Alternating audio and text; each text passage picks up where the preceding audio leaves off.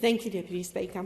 When I was elected to this place in 2019, I had the absolute privilege of coming in with the class of 2019, a great bunch of people, all different in a variety of ways. I'm pleased to say that one of those MPs was Peter Murphy, the member for Dunkley.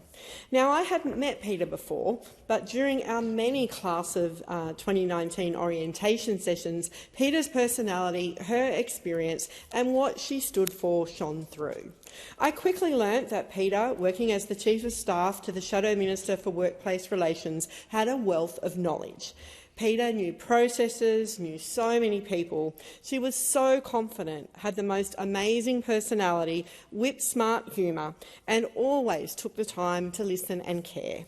I also learnt that Peter was absolutely squash mad, a point that over the years I would hear about over and over. I quickly learned that Peter could also be very, very loud and persistent, which of course are two more very special qualities that Peter had and that she used for the benefit of her constituents and the benefit of our nation. Deputy Speaker, I think we all remember Peter's first speech in this place. The revelation, and I would say shock to us all, was that Peter's cancer had come back. But true to Peter's personality, Peter just got on with things. Peter was here to serve her constituents, and that is what she did. Not a day went by in the Parliament that Peter would not be flying the flag for her constituents. Peter was a true listener and a reformer.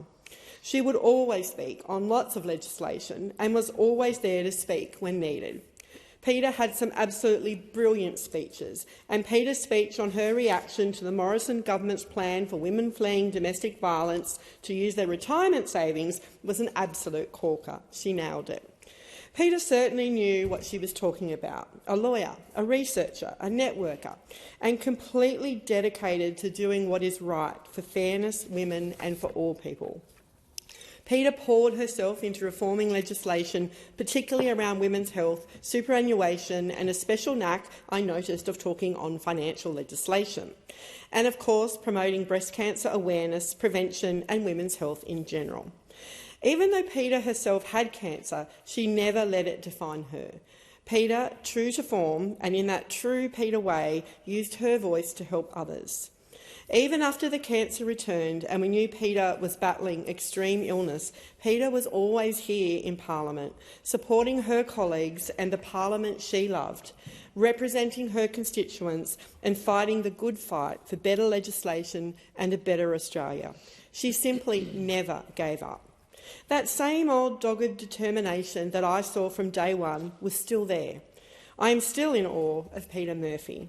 I am pinching myself that it was just last Tuesday that I was sitting next to Peter, still chatting, and Peter still doing what she does best in supporting her colleagues, the Parliament and community. And then Peter asking a question in question time. I had no idea that it would be the last time we would see Peter.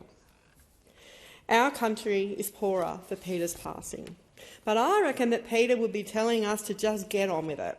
Pass that legislation that will help fix people's lives for the better.